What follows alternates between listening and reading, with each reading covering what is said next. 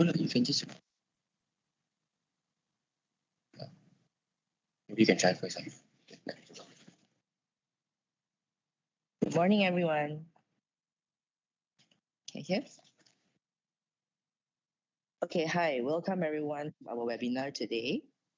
Today's webinar is going to be about minimum wages and progressive wages model. Okay, so let me share my screen. Start the room. Okay, so today we are going to start with a bit of introduction about MEF. Firstly, I would like to welcome everyone, be it you're a member or non-member. Okay, so for our members, welcome on board again. Okay, if you have joined our webinar before, this is just going to be an introduction for some non-members that might be interested in our services as well.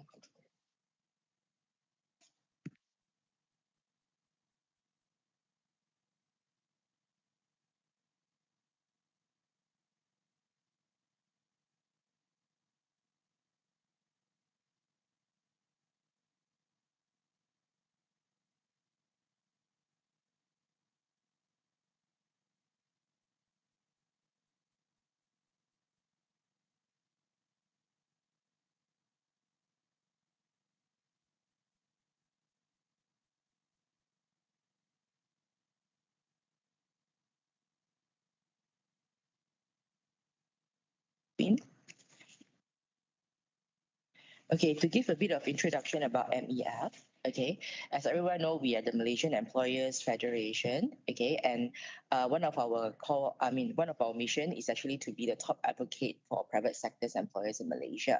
Okay, so we are basically a pro-employers, and we are basically safeguarding employers' interests at all times. So what makes MEF consisting of news, publications, events, and industry relations? These four is the main components of MEF, which I'm going to explain further for you guys that have not heard of us before. Okay, so the most questions that we come about so far is why MEF, right? Because you might not know whether you need us, or you don't know what are the kind of services that we are providing, basically. So if you have ever encountered any challenges, say in merging or acquisitions or restructuring of any organizations or companies, okay, or simply having employees complaints and grievances, or have any issues in not sure about the equity and fairness in terms of staff compensations and benefits, okay, and also compliance case in occupational safety standards, of course, retrenchment and termination matters, collective agreements and bargaining, and of course, progressive wage policy, which we are going to talk about very much today, okay, and even including shortage of, basically it's hard to hire skilled talents, to the right role these days, okay, and also, if you are simply just unsure about Employment Act in detail when you need to refer to some certain regulations and laws per se.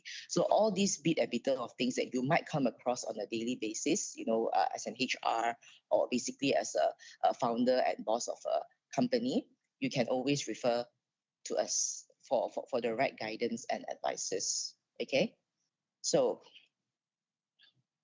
as mentioned, okay, MEF is made of these. The few divisions that make MEF is this. So the first, we call it industry relations, which we actually have a bunch of, I would say, certified legal lawyers to help in legal matters, right? Be it whatever court cases you have, employees, grievances and stuff like that. Okay. Secondly, we also have big data research and information.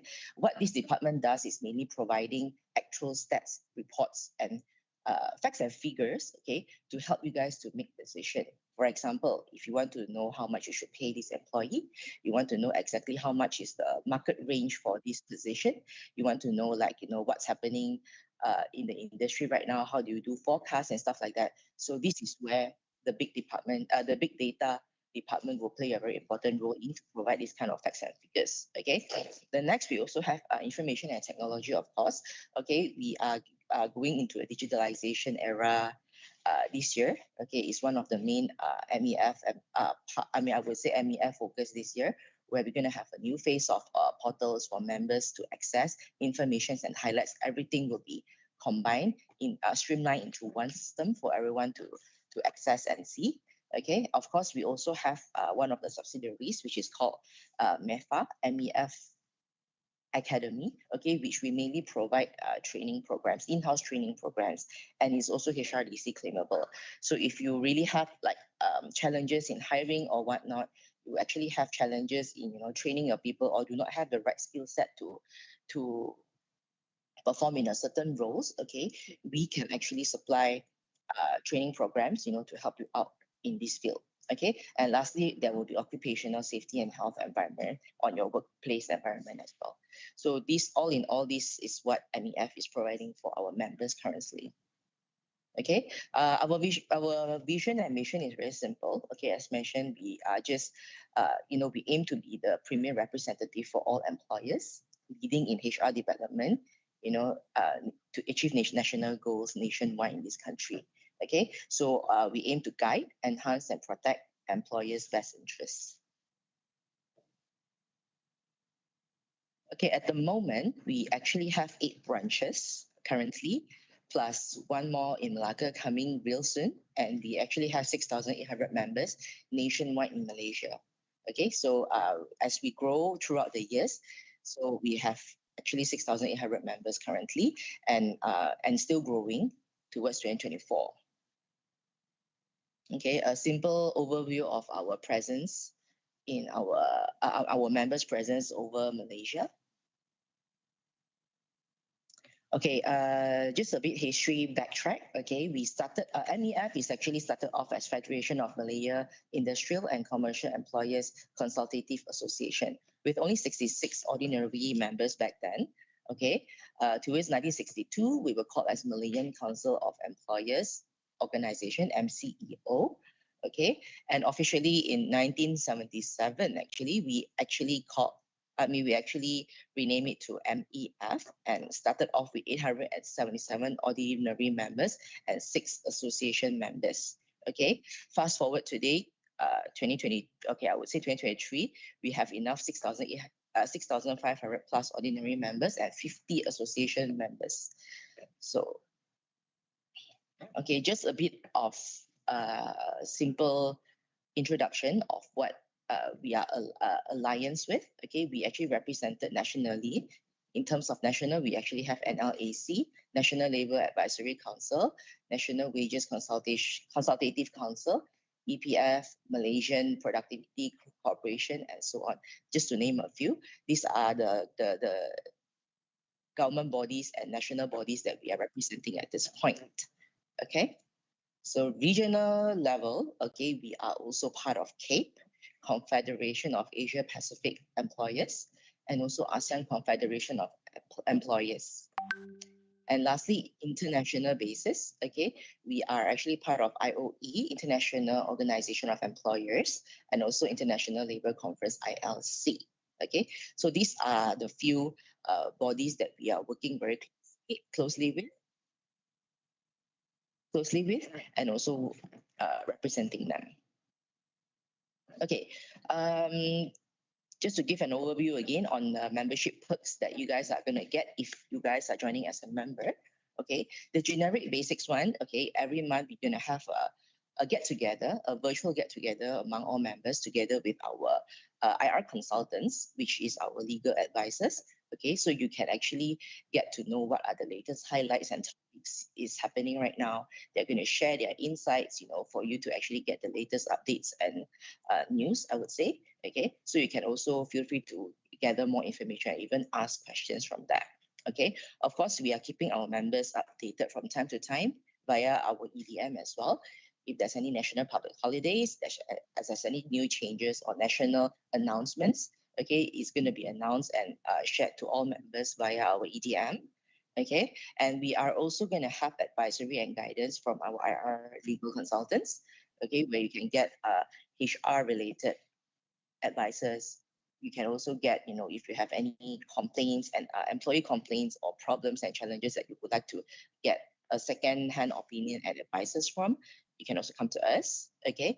And we're going to have an exclusive member portal, which we are currently having a major upgrade in progress, okay? We are going to actually share it to all members real soon, okay? And of course, the WhatsApp community that pull together everyone to share their own news and stories and stuff like that.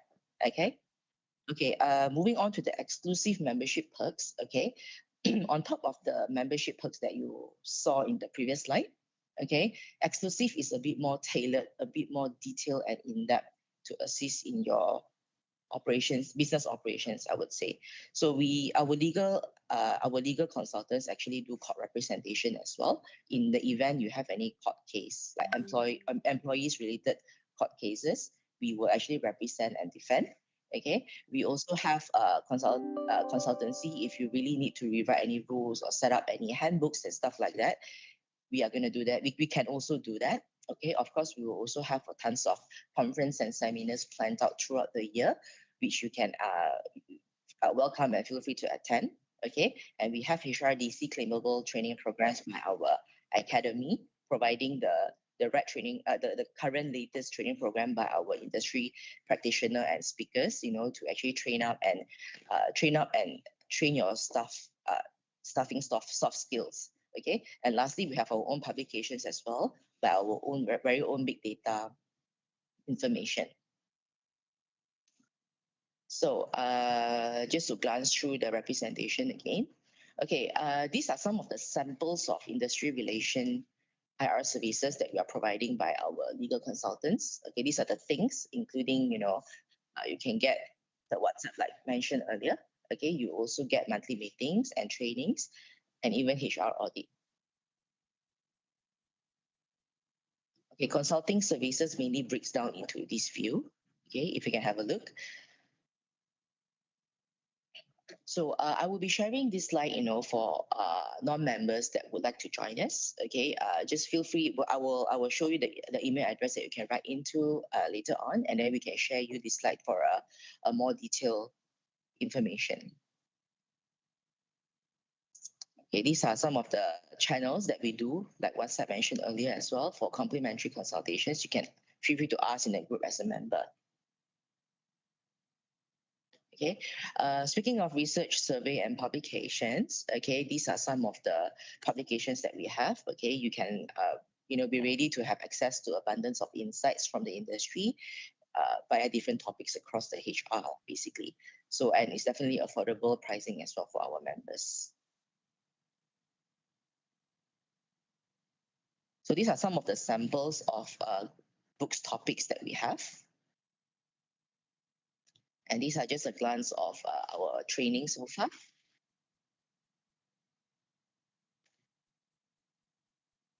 So MEFA is actually a MEF Academy. Okay, it's governed by our board of directors directly. Okay, so we are very well aware of what the employers need, what are the common problems and challenges that employers usually comes to us. This is how we actually input it into our academy as well, to basically support employers in terms of soft skills. So we are a certified training provider and definitely have the expertise and knowledge to actually train and, give information and knowledge to all your staffs. Just some of the examples of the collaborations that we are collaborating with established university, including AOU, UPM, UCSI, and UNITA at the moment. Of course, we also have HRDC strategic partnerships and grants, okay, together with Vagesso and My Future Jobs as well. So we provide, for all publications, MEFA, training programs, and conferences, we have exclusive prices for members.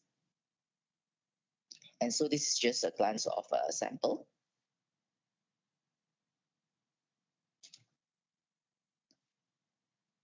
So we also welcome members, employers, from time to time. We do booth and roadshows to actually recruit.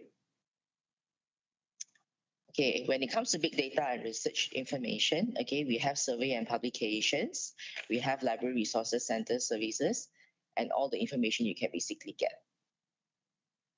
Okay, so this year, okay, as briefly mentioned earlier, we are going to go into a 65th anniversary, okay, and we have a major digitalization taking place, for our new interface, and of course the election during our AGM.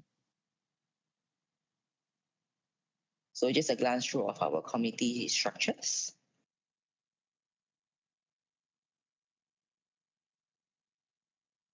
In the news.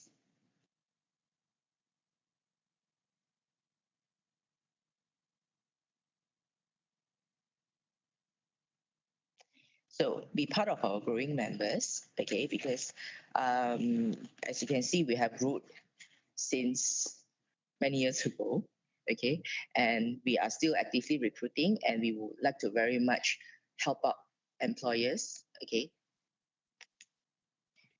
So these are just a glance of our membership that grew throughout the years. Okay, as of now, total workforce, and we are covering employers for the total workforce of about 2.9 mil.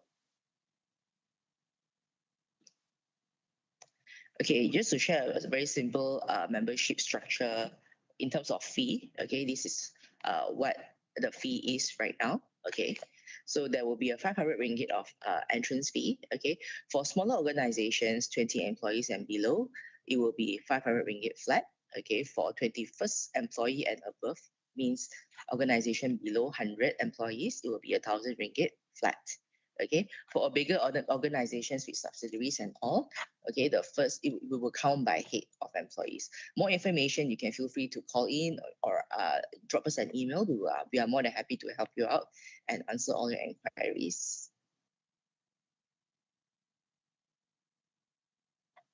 Okay, so you can take down this email address, or you can simply call in and look for membership team, and we can actually assist you with how to join, how to be part of us.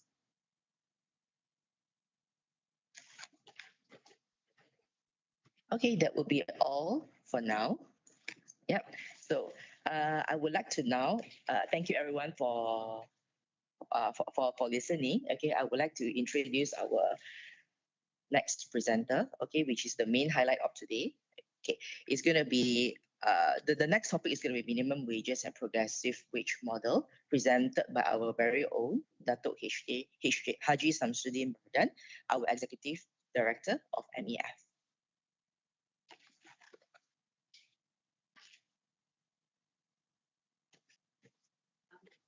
Yes.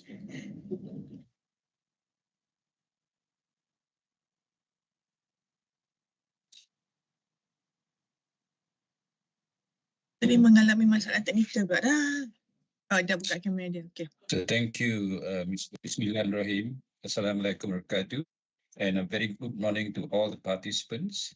And thank you very much for basically joining this particular program. Yeah. And of course, I'm going to share with all the participants here that on the issues of minimum wages and progressive wage model, which I'm sure you all, of course, need certain updates, need certain background information on these two important issues that may well actually affect your individual companies, the way you actually manage your payroll, and also on the fact that you're expected to really assist the country in trying to achieve our goal of trying to become a high income nation. Yeah. And talking about high income nation, of course, currently we are still very much being what they call it as being trapped within the middle income economy for quite some time already, for quite long. Yeah. And I think in that aspect, ladies and gentlemen, of course, we wanted to very much regain our status as the ASEAN tiger economy. And in that, with that kind of things in goal, of course, if you look at the Madani economic framework. Yeah, we had set ourselves to be within the 30th largest economy in the world. And what is also important is for us to really, be within the top 12 most competitive country globally within the what they call it as IMD World Competitiveness Index. Yeah? But of course, unfortunately, this year we got a setback in our effort because we used to be on the 27 level, but then this year we were actually uh, placed at 34, which is a backward move. But then, of course, hopefully, with all the initiative that we are doing, then we should be able to actually improve our position to the 12th most competitive country in the world. Not that we had not done that previously. Actually, we are within the top 10, we are within the 12, top 20, but somehow, because of some of the internal issues within the country, we are not able to actually maintain our economic growth and also our economic strength as a country. Yeah, and this is where I think that the current government is trying very hard to put the economy back on track, and hopefully we are able to achieve this. Yeah? And part of the thing that we are trying to do is, of course, through improvement in the wages level of our employees. Yeah? But of course, this has to be done very carefully. Otherwise, then it may actually impact our cost of operation, and we are not competitive enough. Yeah? Nurul, can you share the slides?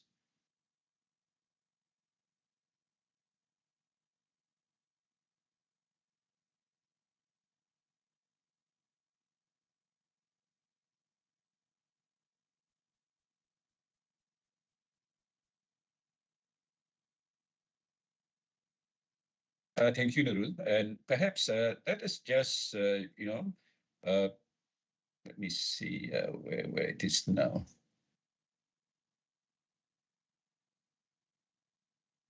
Nurul, somewhere I think I lost my page. Yeah.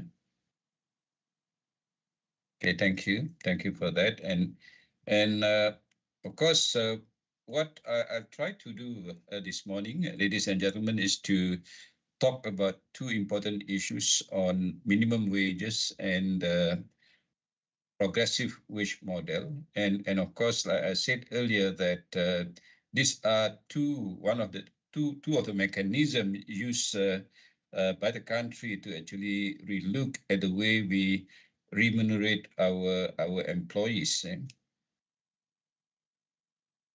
And talking about national minimum wages, ladies and gentlemen, prior to the introduction of the Minimum Wages Act or National Wages Consultative Council Act 2012, there is really no national minimum wages. Yeah? And what we have at that time was an old legislation which was introduced in 1947, talking about establishing a wages council. Yeah? And there were actually various wages council been set by the government at that time. And of course, if you look back at the literature, now we have five wages council being established at that time. I'm also part of some of the wages council they had established. Yeah, we have those in the catering and hotel services. We have shop assistant. We have for the cinema workers, and we have the Penang Stewardess Council and cargo handlers, and also the private security guard. Yeah? But really, ladies and gentlemen, if you look back at the wages level they set at that time, even in 1980s, 2010, thing like that, the wages level are not actually high. For example, in the retail trade, the shop assistant, we have levels of 250 ringgit as the what they call it as statutory minimum wages at that time. And also perhaps in the hotel industry, they have different rates for various regions. Say for example, in regions like Kelantan, they have 185 ringgit as statutory minimum rate, and in Kuala Lumpur, you're talking about 200 ringgit, thing like that. So really, it doesn't actually increase wages very much during that period through the wages council. Yeah. So then of course, there is this thinking that no, we should abandon the wages council orders, wages council's regulation, and they did it in end of 2012 when they come up with the National Wages Consultative Council, and that was actually made effective from 1st January 2013. Yeah? And of course, looking at where you want to be really, as far as wages is concerned, if we look back at the 11 Malaysia plan, for example, they are trying to actually target what they call it as higher share of wages to the GDP. Yeah.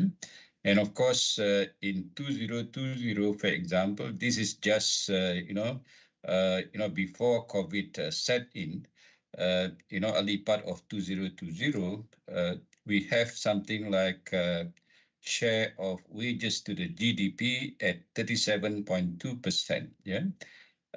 And of course, there was a setback because of COVID-19. Even up till now, we are still at 32.4%. We're trying to actually recover from the negative impacts of COVID-19. And if you remember at that time, ladies and gentlemen, we also have big floods affecting parts of Kuala Lumpur soon after we managed to actually control COVID-19 kind of thing. So all these things actually had impacted the level of, the share of wages to the GDP. But what does it really mean when we talk about share of wages to the GDP? Yeah? So if you look at the literature on this, when we talk about 32.4%, meaning that for every 100 ringgit that the employer make, yeah, then the employer will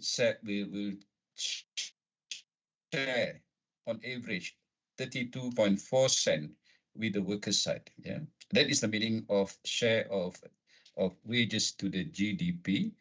And of course, this is where sometimes we hear some of the economists, some of the union leaders say that Malaysian employers had not been fair in sharing their revenue with the employee side. Yeah? And this is where the government had resolved that no, we must actually increase this. Yeah, and of course, the government had set a target at least for 2025. Yeah, next year that this has to be quickly increased to closer to 40%. Yeah, of share of wages to the GDP. Yeah, and of course, if you look at the shared prosperity vision 2030, the government wanted to increase this further to something like 48%. Yeah.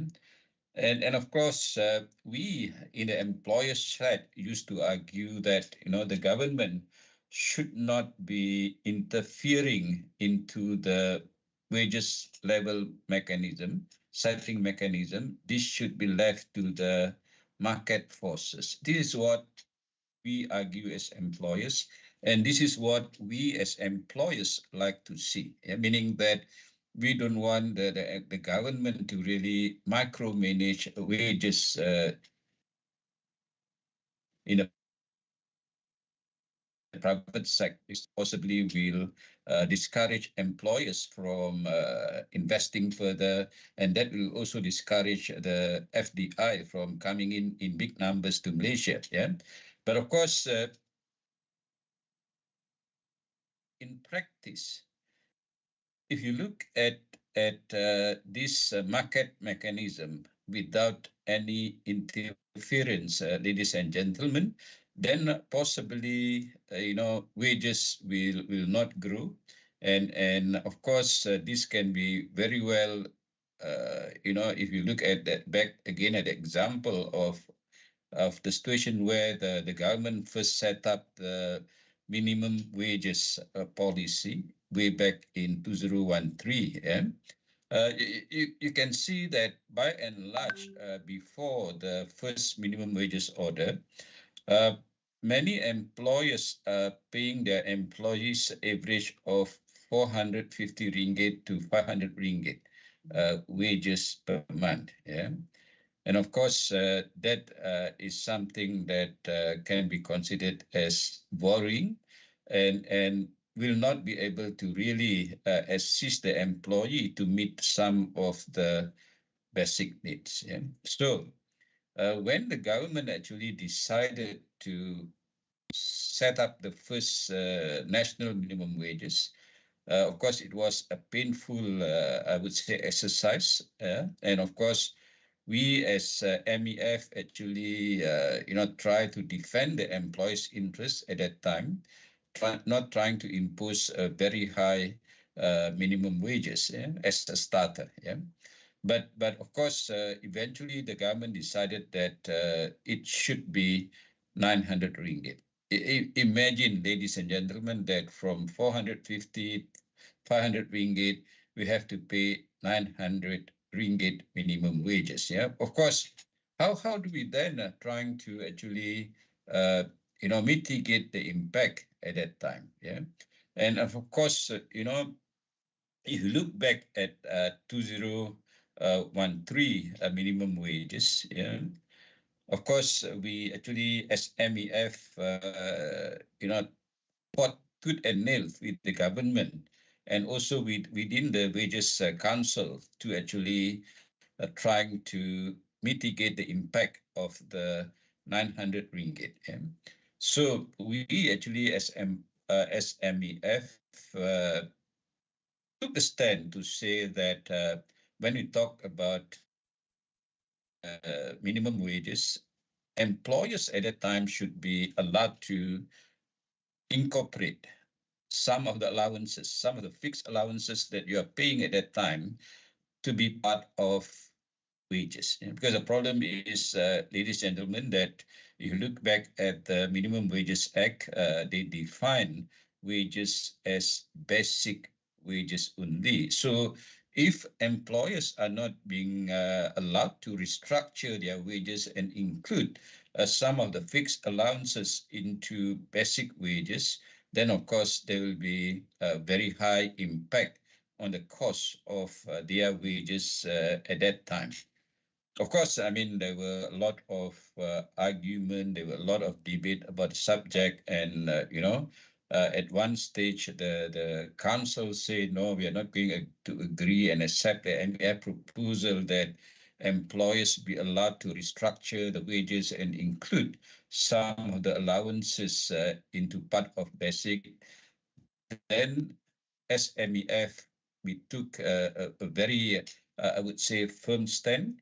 And if the council disagree with the position of MEF, MEF is not going to participate further in the meetings of the council.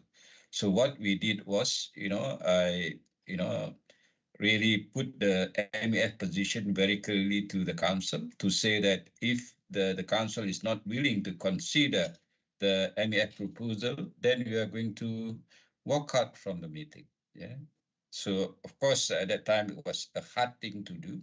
And the council actually took the stand that they are not going to agree with MEF proposal. Yeah. So we say because of that, we have no choice but to walk off from the meeting. And I would say that that was the first time that MEF walked officially from a national meeting.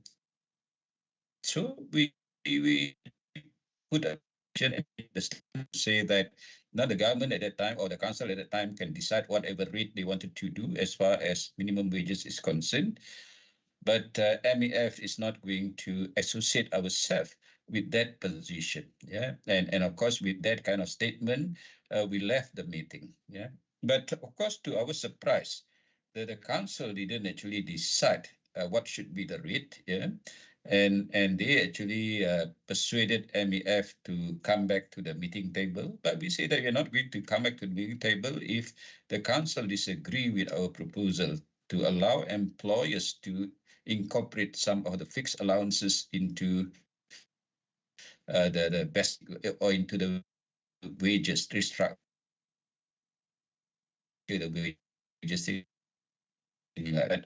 Even what happened was that employers for the first exercise should be allowed to incorporate some of the fixed allowances into part of basic wages. So that actually mitigated the impact of the high salary increase at that time. Yeah. And of course, we eventually said that for the first minimum wages policy, then the government actually eventually had decided that it should be 900 ringgit. That is part of the history that you can see that the kind of role that MEF can play in trying to actually safeguard the employer's interests. Yeah. And ladies and gentlemen, I must share at this stage that we influence the way that some of the policies are being implemented. Yeah. Say, for example, just to talk a bit, on the side issue. Yeah, when we talk about the employers or employees insurance EIS scheme, yeah. Of course, at that time, if you look at the first bill introduced in Parliament, the government was talking about 0.5% contribution of wages to the EIS on monthly basis. Yeah.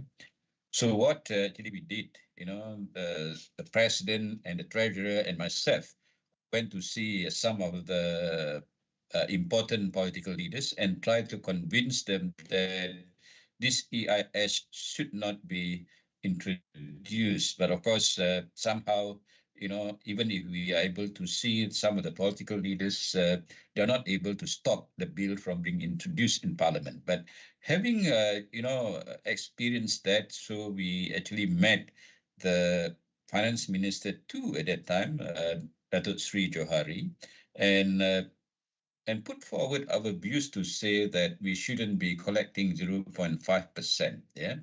So you see that Datuk Sri Johari, the current minister in the a businessman and a very practical politician, and he actually said that no, you don't have to collect 0.5%.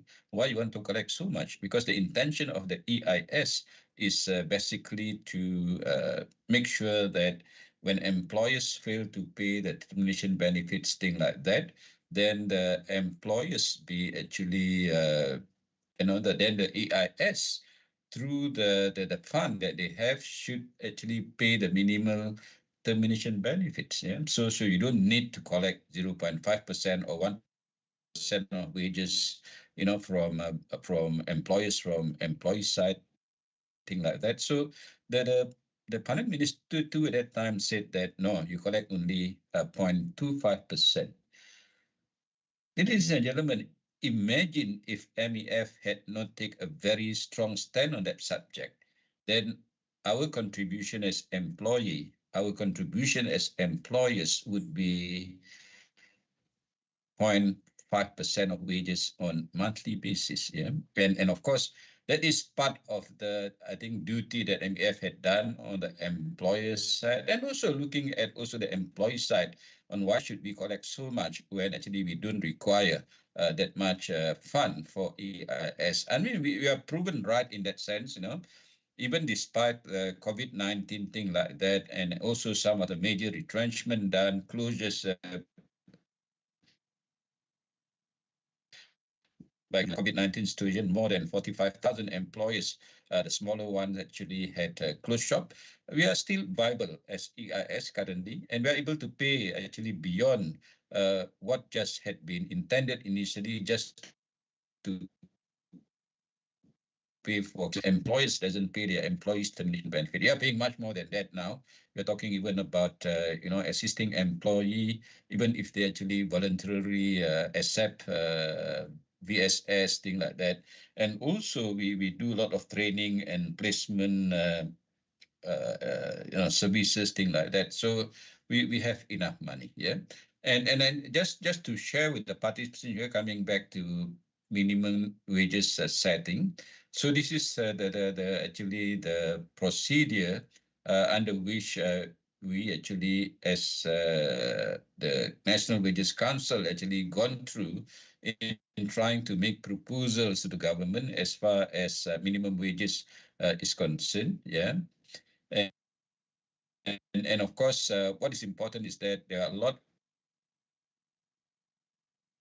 of any of you here attending this meeting actually had attended any of the public meeting with the national wages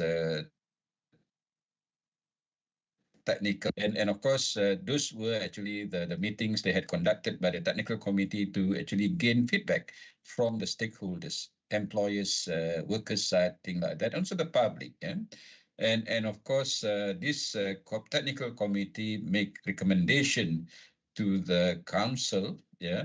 And of course, council actually will look at the recommendation by the technical committee and come to a formulation, possibly come to something like a consensus where we can actually then propose to the government the recommended rate. Yeah? Then, of course, the government can look at the recommended rate. If they disagree with the recommended rate, then they should go back to the council for the council to review the position. Then it is up to the council to really, relook at the proposal and increase on the proposal, or even stay put. And also, even if, let's say, depending on the situation, then they can say, sorry, then they can say that they don't want to actually, follow the earlier proposal. They want to reduce the proposal. These are all possibilities. But what is important is that the council need to relook at the rate they propose to the government. If the government actually asks them to do so, then the council can actually resubmit their proposal to the government. This time around, when the government actually received the proposal for the council, if there is a second proposal, then it's up to really the government to decide whether they agree or disagree with the proposal, and after that they can decide really what should be the rate of minimum wages, and they don't have to really follow the recommendation by the council. So again, this is something that should not really happen. And I would say that if they had set up the council and they actually asked us as council to look at the new minimum wages rating like that, then they should the government should respect the views and proposal by the council. Yeah. So these are, I would say, some of the technical procedures that the government need to do before they announce the new minimum wages. Yeah? And this is part of the what we call it as the set criteria for the council to really look and decide on what should be the rate. Yeah? Of course, you're talking about two big main criteria here.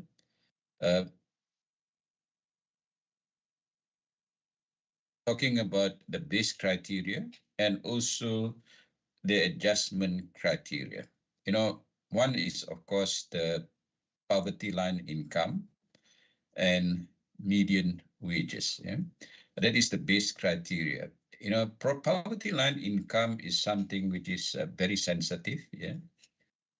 Ladies and gentlemen, we know that, at one stage we have one about 1,900 ringgit as the poverty line income. Yeah.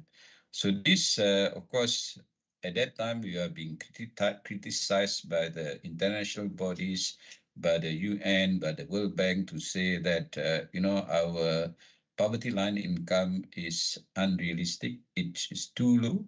That's why at that time Malaysia was nearing 0% poverty rate at that time. Yeah, of course, with that kind of criticism and also comments by the international body, the government decided to review the PLI, and of course, currently it is slightly more than 2,200. Yeah, you are not mistaken, it's something like 2280 RM. Yeah, so this is where when the government had actually adopted the new poverty line income, so it become more like we have about 5% poverty rate in the country. And this is, of course, the government try to reduce the poverty rate in the country to a lower level. Yeah.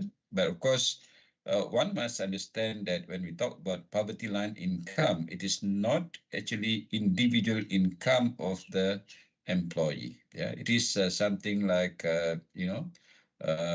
income of a household. Yeah? And if we actually go back into the definition of household in Malaysia, it is something like, each household will have 2.25 or 2.5, sorry, person within the household. That is the average in Malaysian household. Yeah? So you combine the household income, and if you are actually beyond the threshold level, then you are not within the poverty line index, basically. So the median wages is talking about average wages, yeah, or the median wages, where we take the highest, we take the lowest, and what should be the median, yeah. Currently, of course, we are not in having a high median wages. We are still considered as low. That's why we are still considered as within the low income or middle income trap. Yeah, and of course the other part that actually really determine the adjustment criteria is the changes in consumer price index. Yeah? Of course, this consumer price index is the possibly talking about the data that is being kept by the government. And of course, if you understand the consumer price index concept, most of the consumer price index basket that we have are basically control items, things like sugar, petrol, and housing, transport, things like that. Yeah? And of course, if you look at CPI in Malaysia, it doesn't move that much. It is well within the 2% and below kind of increases on a yearly basis. Yeah. But of course, we shouldn't be really confused between the consumer price index and that of the cost of living. Yeah. If you are talking about cost of living, ladies and gentlemen, you know that the cost of living in Malaysia is very high. Yeah. And indeed, it is more like, getting very, very high, actually. Now, if you look at just, say, for example, the popular ikan kembung, it used to be less than 20 ringgit, yeah. Even if you get a fresh one, thing like that. But now, if you want to get better quality ikan kembung, it may cost you more than 25 ringgit, 26 ringgit per kilo. That's just an indicator. So your favorite roti canai, your favorite teh tarik also had increased very much, ladies and gentlemen. That is a cost of living. That is the cost of living rather than the consumer price index kind of thing. But to me, it should be actually interrelated, and the CPI should actually take into account the cost of living so that it can be realistic. Yeah? And of course, the other part is labor productivity growth. And of course, this is something that I had always, requested the MPC, Malaysian Productive Activity Corporation, to come up with a simple formula to measure the productivity growth for the country and also for each individual company, so that we can actually really determine the productivity growth, especially labor productivity, in a more, I would say, formula that can be really understood well by the stakeholders. Yeah? And of course, the other part is on the unemployment rate. Yeah, and of course, these are, I would say, the set criteria, ladies and gentlemen. But MEF always argue that yes, all these factors may actually indicate that there is a need to actually review the minimum wages to a higher level. But what is more critical is the employer's ability to pay. Yeah, and that particular factor, employer's ability to pay, is the most important factor, because if you set wages to a certain level and employers are not in capacity to pay, then of course, these employers will really not be able to comply with the minimum wages order that the government do, and possibly that can lead to a lot of, I would say, undesirable consequences. Now, even may lead to closures of company, things like that. Yeah? And understanding the Minimum Wages Council Act provision, ladies and gentlemen, this is where the laws say that the council is duty bound to review the minimum wages rate once in every 2 years. Yeah? And this is where, again, you can see that the minimum wages had been reviewed quite often since the inception in 2013. Yeah.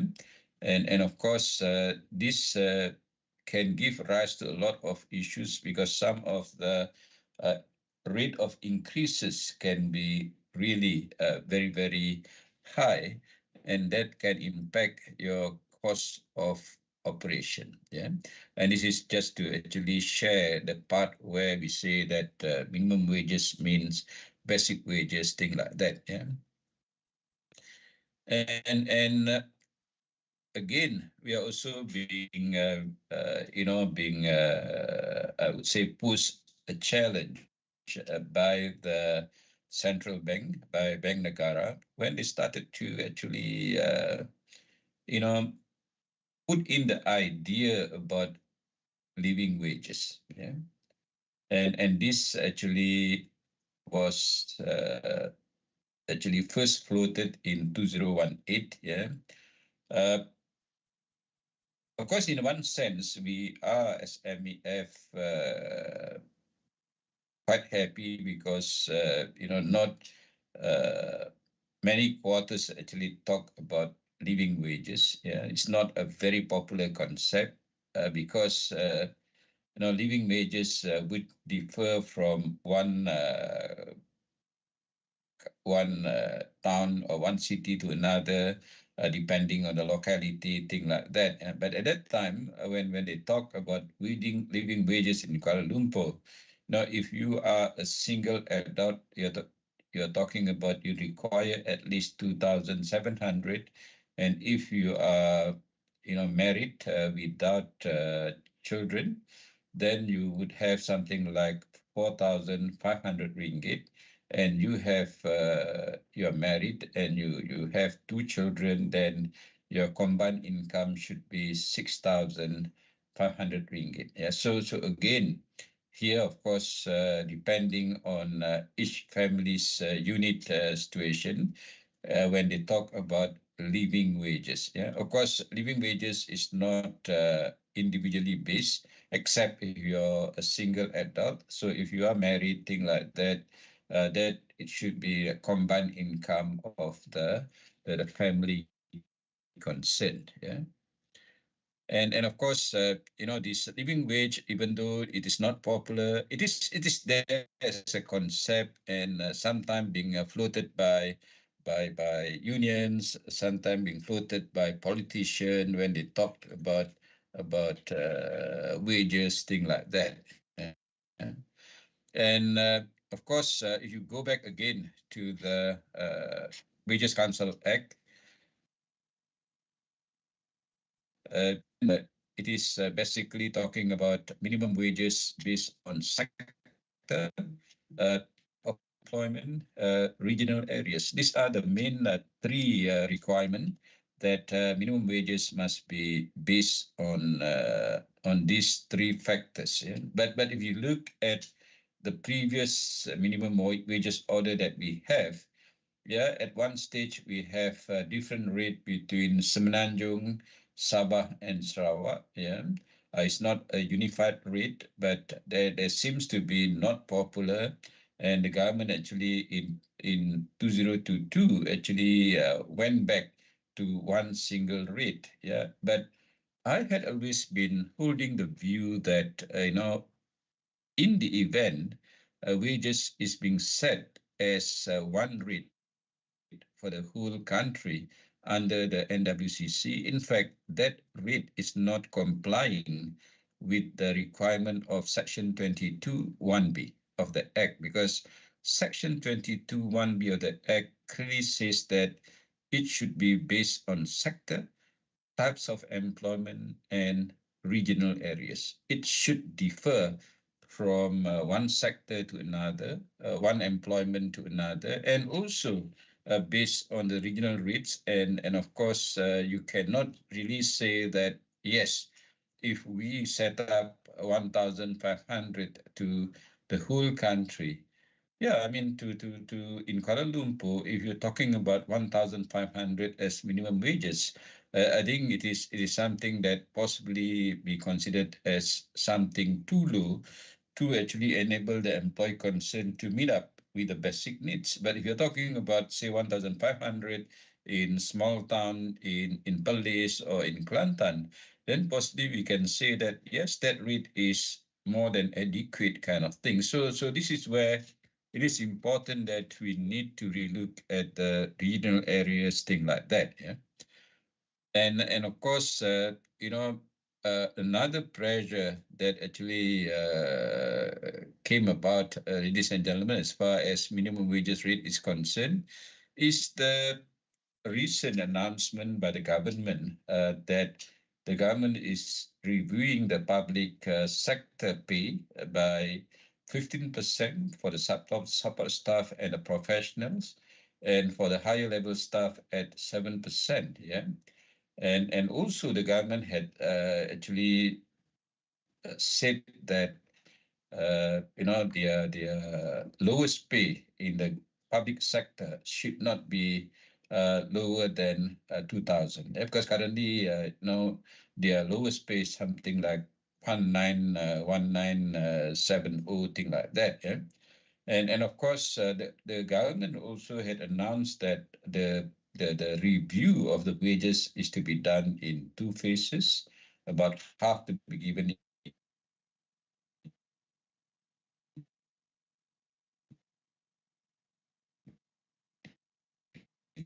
December 24, and to give another that the private sector employers should follow what the public sector had done for the peer review.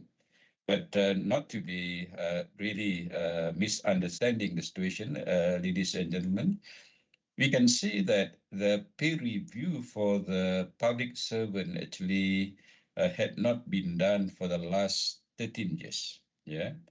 But then we in the private sector actually had done it differently. Yeah. Of course, if you look at the minimum wages, we talk about review for every 2 years. And then, of course, for the companies that have collective agreement, we review wages on 3 yearly basis. And some of the employers actually had adopted a policy of reviewing the wages together with the annual increment on a yearly basis. Yeah, so when you actually set up your new review date, yes, normally in January of the year, then you had taken the issues of consumer price index increases, things like that, and you actually had incorporated those elements within your yearly review. So, of course, I mean, if the government really expect the private sector to follow the government service, then of course, then we would have not reviewed any wages for the last 13 years and would only be reviewing now, which is not the case. So we actually had made a media statement to say that no, our private sector's wages setting mechanism is very much different from that of the government. Yeah, and of course, when you talk about the current review on minimum wages, ladies and gentlemen, yeah, of course, when we look at some of the criteria that I had said earlier, when we talk about the median wages, it is something like 2,600 now, and we talk about the consumer price index increase. It is something like 4% in the last 2 years. Labor productivity, you're talking about 5% increase, yeah? And of course, unemployment rate, it is something like quite low now, but in the region of less than 3.4% kind of thing, yeah? So economy look very good, yeah? And of course, these are some of the factors that had actually been considered for the wages review. Of course, you can see that the MTUC had floated the idea about 1,800 ringgit as the minimum wages, as the new minimum wages.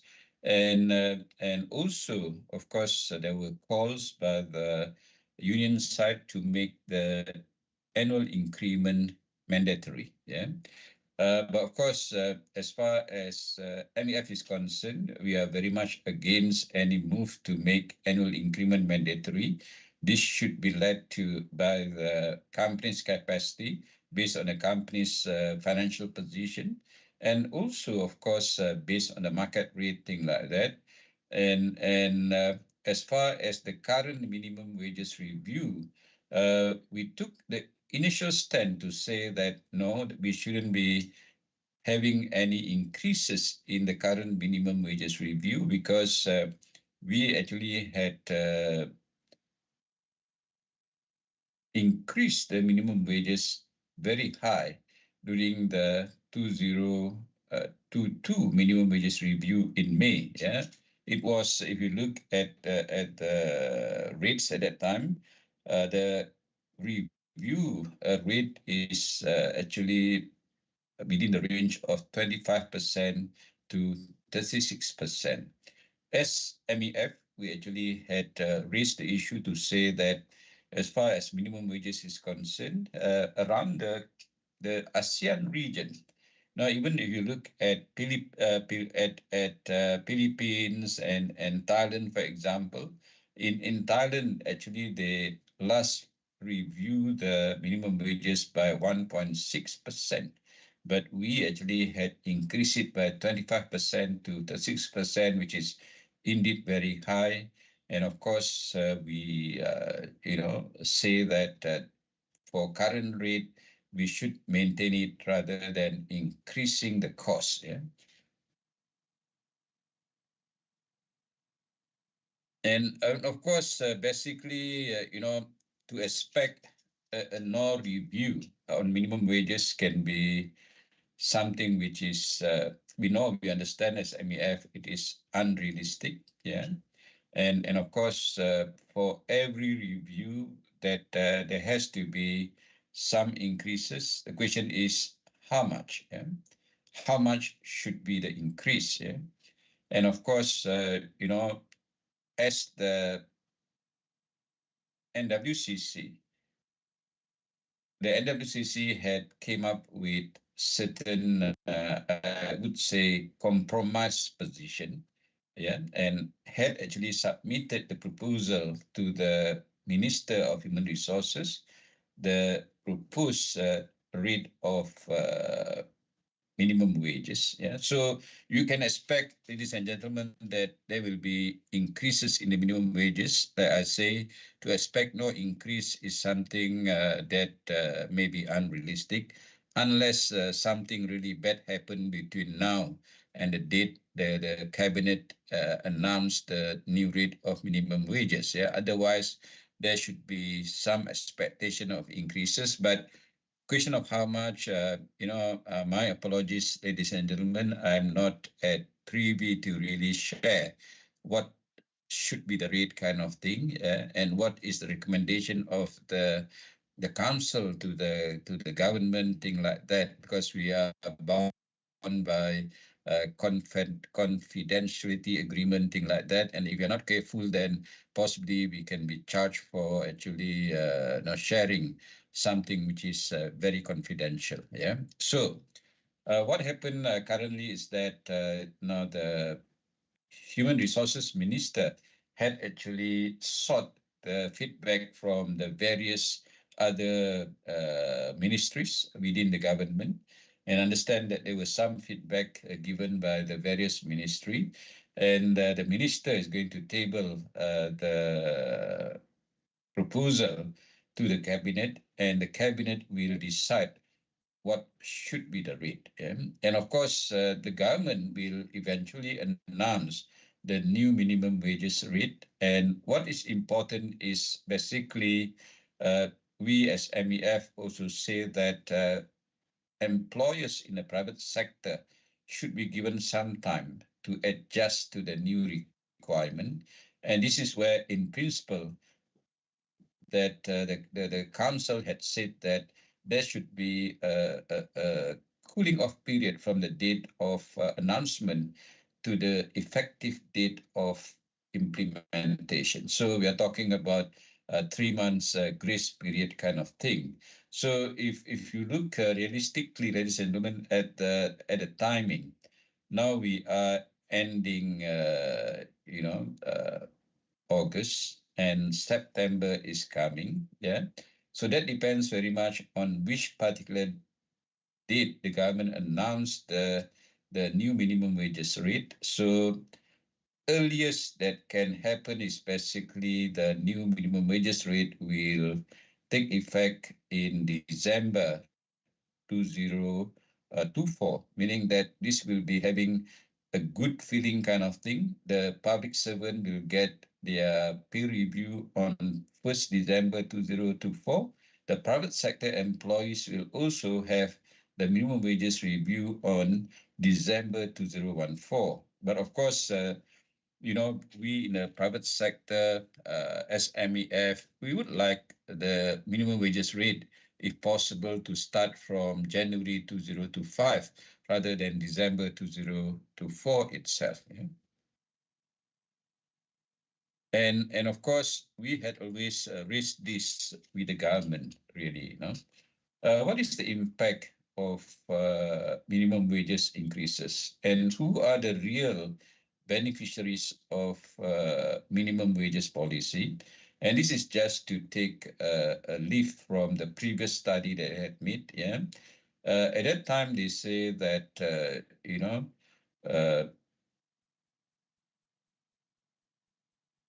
the people that are actually being earning lower wages, yeah, are those people that are actually mostly considered as foreign workers. They say that 1.8 million of the employees are earning 1,500 ringgit at that time. And you know that at that time in 2018, we have 2.2 million foreign workers. Yeah? And of course, we made a study, yeah, when the minimum wages at that time in 2022 was not yet at 1,500. There were reports by Bank Negara, thing like that, to say that foreign workers are remitting about 34 billion ringgit annually. Yeah. But of course, that is the official, I would say, remittances made through banks and the financial institution. But of course, there are sources which says that if you include the unofficial, way of remitting money to the source country, then possibly the total amount of remittances can be more like more than 70 billion annually. And as MEF, we had actually made the calculation to say that for every 100 ringgit increase in minimum wages, it will result in about 4 billion additional remittances. So again, basically, when we are talking about minimum wages review, the beneficiaries are, likely the foreign workers, yeah, and they will send more money to the source countries. But the brunt of the people that are actually having the negative impact of minimum wages review are the locals. And they are not getting any benefit from the minimum wages increase, but of course, the market will react in a way that they will, increase the prices of goods and services. And people who are not really benefiting from the minimum wages review will have to pay higher for their products and services. Yeah. So this is basically, ladies and gentlemen, the issues on minimum wages, thing like that. And of course, I think we can expect announcement to be made by the government on the new minimum wages. I think possibly next month, thing like that. Yeah. And we move on to progressive wages model, or dasar gaji progressive. Yeah. And of course, one of the concern that actually, were taken into account when the government actually formulated the progressive wage model is the fact that, we have trade union, we have collective agreement, but, these are basically not very effective in trying to increase wages in the private sector. Yeah. Yes, we have about more than 767 trade union, but you're talking about people who are really covered by the union activities are something like 5.8% of the workforce. Yeah. And of course, studies indicate that less than 2% of workers are covered by the CAs. Yeah. And of course, this actually led to the government, as we all understand, that they had amended the Trade Union Act, I think in, I would say, a policy that can be actually departing from the current policy. The current policy is to say that you establish a trade union based on trade, occupation, and industry. And the new law, is amended but not yet being implemented, says about the requirement to refer unions to trade, occupation, and industry will no longer be there.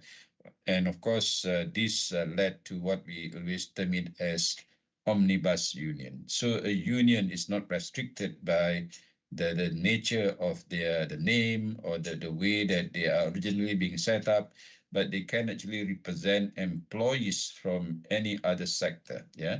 And of course, the other part is that we've seen that currently, of course, the unionization rate is very low, less than 6% kind of thing. But the government intention is trying to assist the union to increase their participation rate to something like 40%. Yeah, so they make it easier for unions to be established. They make it easier for unions to actually be getting recognition, and also leading to collective agreements, things like that. Yeah. And of course, the other part of equation when we talk about mechanism to boost wages, thing like that, is the PLWS. Yeah. But PLWS had always not been very popular. It is a voluntary basis, yeah, and of course, slightly less than 100,000 companies are implementing PLWS, with 4.4 million employees actually being involved in PLWS. Yeah? And of course, you look at why the PLWS is having low adoption. Is basically, if you look at it, there is no incentive from the government for companies to adopt PLWS. And of course, we as employers had always been arguing that your wages data and financial data are something which is very confidential, and you're not going to share those data with the employees. And of course, the other part is that union will always say that, whatever they have now, they want to maintain it. Say, for example, like contractual bonus, if they have 2 months, they say that this 2 months must continue. Whatever happened, they're not going to actually relook at it. And this is where, basically as employees, you say that if you still want to keep your 2 months, why should we then share our extra surplus with the union side? Because you're not willing to actually let go some of your current contractual entitlement. So this is where, as MEF, we say that if you really want to boost up the implementation of PLWS, then we actually have to somehow incorporate some of the requirements within the law. Yes, say for example, like in Singapore, when they first introduced the PLWS, they actually had also amended the Employment Act. Section 34 of the Singapore Employment Act was amended to say that if, at that time you have more than 1 month contractual bonus, then the contractual bonus in CAs has to be reduced to 1 month. The rest is based on productivity link scheme. Yeah, so that's why I think the adoption of PLWS in Singapore is very much higher as compared to in Malaysia.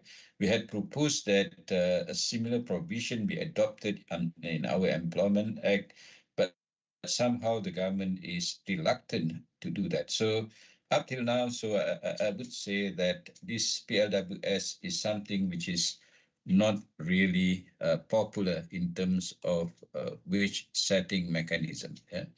And of course, now when we talk about the median wages that I had mentioned to you earlier, ladies and gentlemen, the median wages is currently at 2,600 ringgit. Yeah. And of course, we also had talked about national poverty income. The poverty line index income is at RM 2589 currently. And of course, if you look at the Madani economy framework, really, the government wanted to increase the share of wages to the GDP by 2033 target at 45%. Yeah. And of course, again, the government came up with the idea about progressive wage model. Yeah. And if you remember, ladies and gentlemen, at the first time when Rafizi Ramli made an announcement on this progressive wages model, of course, he was talking about introducing it as something which is mandatory, something like the minimum wages policy, which is mandatory. You have no choice but to implement it. But of course, as MEF, we say that no, we don't agree with that. And we say that if at all there is a progressive wage model policy, it should be on a voluntary basis. Yeah, and of course we are thankful to the government. We are thankful that the NEAC, when they met under the chairmanship of the Prime Minister, yeah, then the NEAC actually had agreed that the progressive wage model should be on a voluntary basis. it is to be incentive based and also linked to productivity. So of course, as MEF, we are very actually attracted to this kind of idea, and we say that now progressive wage model, if implemented appropriately, can actually benefit both parties. Now, first, of course, employee will get a boost in their wages. Employers will also actually benefit from the scheme, because you're talking about employees having better skill, and also, of course, we would expect with better skill, then they will also increase their productivity, and with higher wages will motivate them to work harder. So this is where, we see that progressive wage model can be a win-win situation, a win for the employee, a win for the employer. Yeah, so both party can really benefit from PWM if it is implemented appropriately. Yeah, and of course, this progressive wage model actually then was formally introduced in Parliament through the white paper. Yeah, and of course, this was introduced in Dewan Rakyat, Dewan Negara. Yeah, and of course, the parliamentarians actually supported the idea. And this is where, with that particular, approval by Parliament, then the government talking about a pilot project on progressive wage model implementation to be done in June to August 2024. Yeah.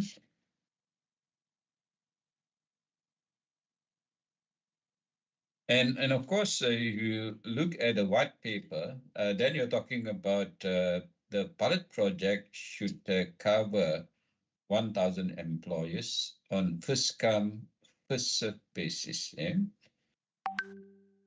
Of course, government expect that employers will be excited to actually enroll into the progressive wage model. That's why they talk about first come, first served basis. Yeah. But if you look at the what is happening now, I think there was a kind of lukewarm reception of employers towards the progressive wage model. I will discuss later the kind of issues we as employees are facing, the kind of issues that actually I had personally raised with people within the economy ministry and also human resources ministry, the kind of I would say dilemma that the employers are always in as far as progressive wage model is concerned. And of course, you're talking about, this monthly service level. The employees covered by the program should be within the range of 1,005 to 4,999. And actually, we are talking about potential workers that can be covered by the PWM is something like 4 million workers. Yeah.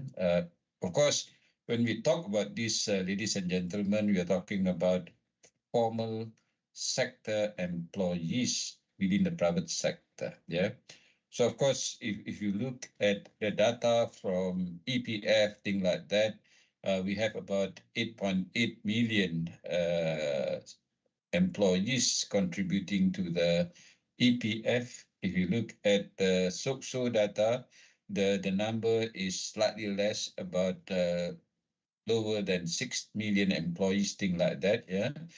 But anyway, this is the intention is basically to make sure that people within the category of 1,500 to 4,999 will actually receive income booster if the employer participate within the progressive wage model. And we're talking about the cash incentive that the government is offering. Yeah. So at entry level, the cash subsidy will be 200 ringgit per month for 12 months, and non-entry level, the subsidy is 300 ringgit per month for 12 months. So the criteria for entry level is basically that the employee is employed less than 1 year service when the company actually enrolled them into the progressive wage model. And for the non-entry level, you're talking about employees having more than 1 year service, then they will get up to 300 ringgit per month for 12 months. Yeah. And of course, the government had allocated certain amount of money for the cash incentive for at least 1 year for the progressive wage model to be implemented. And of course, the other part is basically they say that the scope of the subsidy is applicable only to the micro, small, and medium industries. And GLCs and MNCs are not qualified for the subsidies. Yeah. So of course, this program is only applicable to the Malaysian employees. Yeah. So foreign workers cannot participate in the program, thing like that. But of course, if you're talking about issues on discrimination, we actually did raise this with the government on some possible issues about international bodies accusing Malaysia of practicing discrimination, which is a possibility. But if actually we have the valid criteria to say that why this should only apply to the local workers, then of course, no, that issue about discrimination should not arise. And of course, what is happening is that under the progressive wage model, of course, there will be a lot of training to be done for the people to be entitled to the subsidy. Yeah, and one of it is, of course, the requirement to say that the employees must be undergoing skill training for at least 21 hours, yeah, before they can actually be getting the subsidy kind of thing. Yeah, and of course, when we talk about training, is basically the government expect the private sector employers to fully bear the cost of this training. But as MEF, we say that the government should actually encourage more training to be done, and the government should actually come up with grants to be added into the employers' coffers when they actually do training for the progressive wage model. But of course, the government currently is not really looking into that particular requirement or proposal, and still they expect that the company bear their own cost of training. Yeah, so this 21 hours training had always been an issue, especially with smaller companies, because they say that they can't afford to send their employees for such kind of training.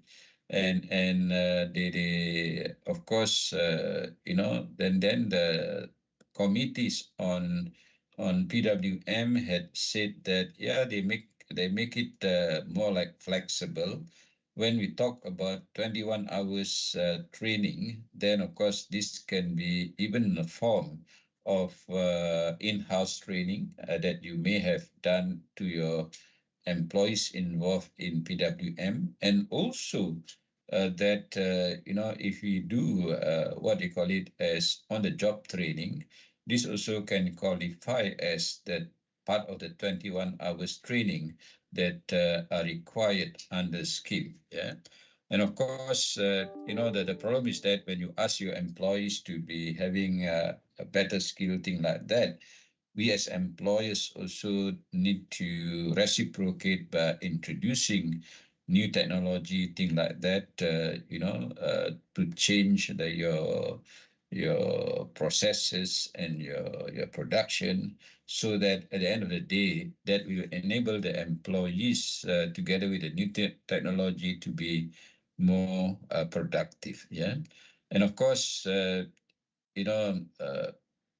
we talk about progressive wage model and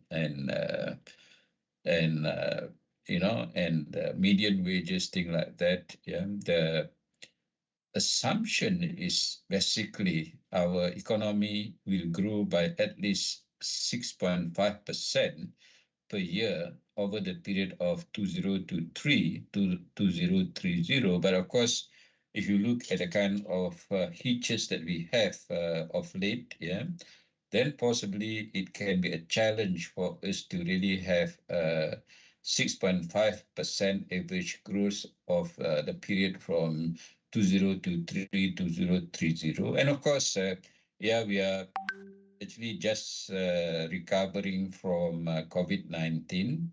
But again, there is this new threat that is coming up on Mpox kind of thing, yeah.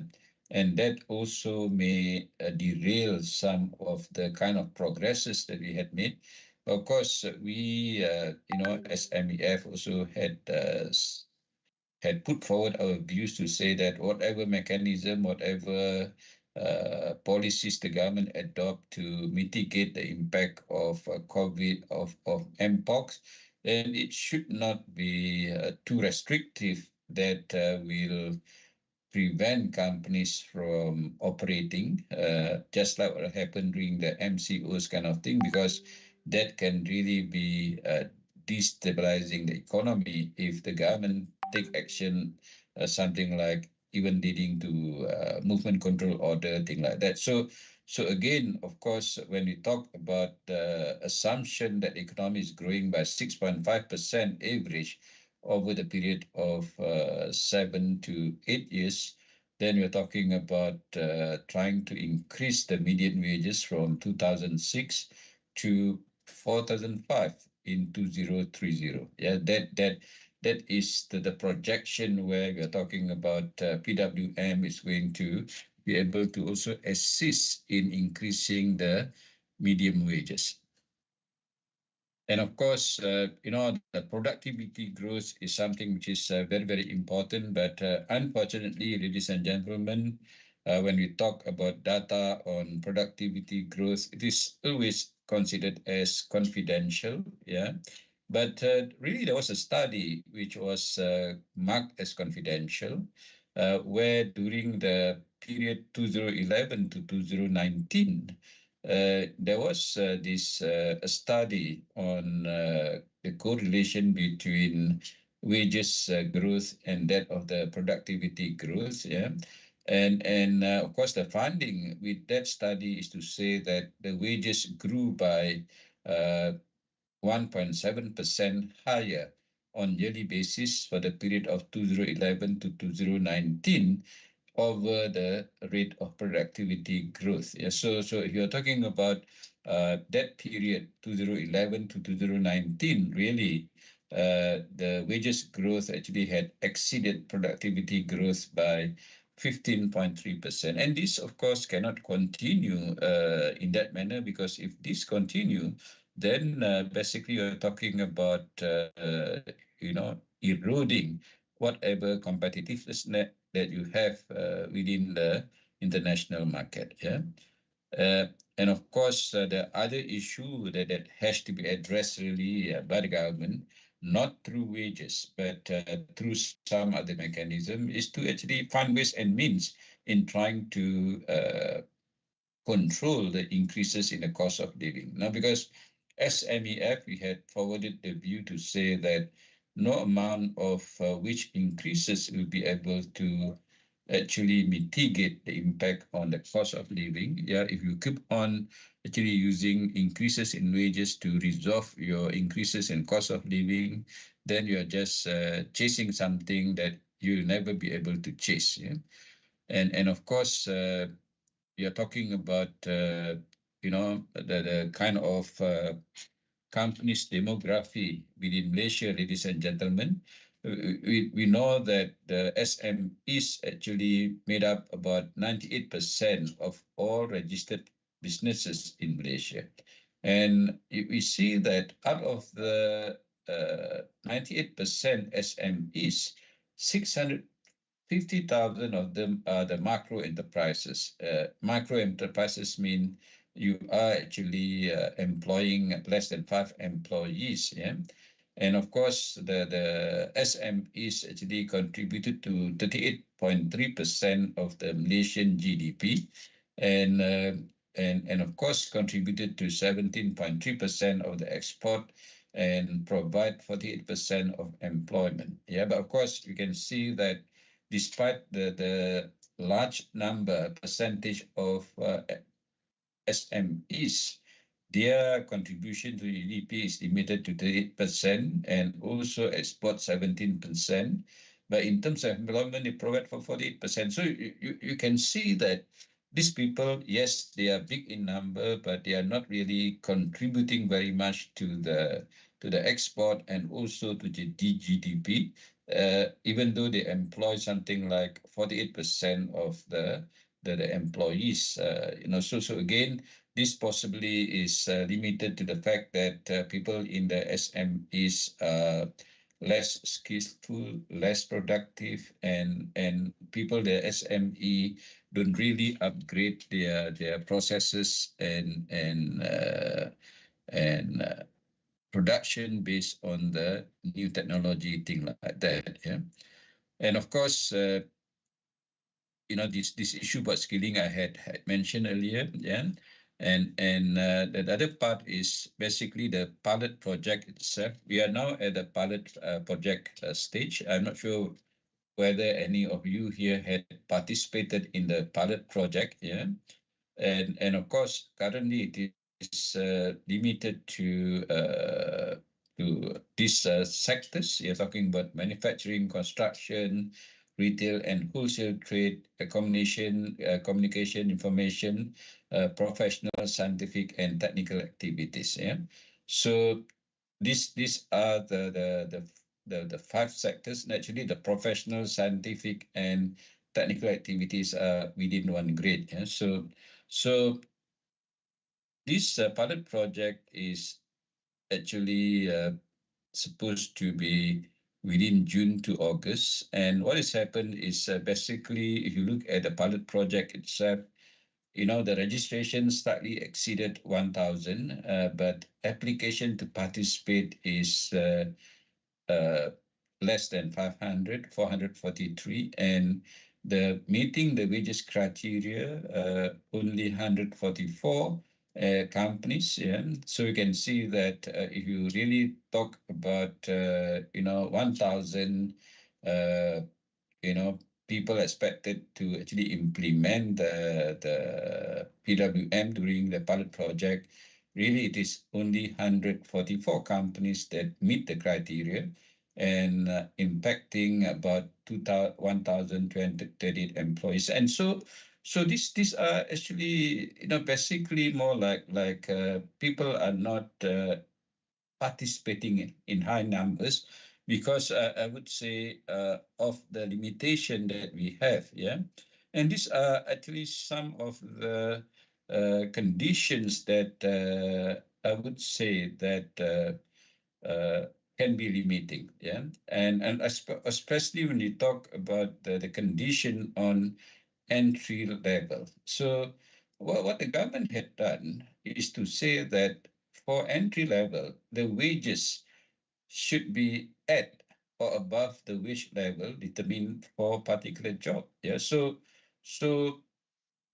the committee and the government actually had said that for entry-level position, then the employer must pay the employee concerned certain amount of predetermined wages. Yeah? For example, one of the predetermined wages is set at 1,810 ringgit per month. So if you are within that category and you are not paying your employee 1,810 at the date when you actually apply to join the program, then of course you say that you don't meet the criteria for the particular job category. So you wouldn't be accepted into the program because you fail to follow the wages level as determined for that particular sector. So of course, we in MEF say that,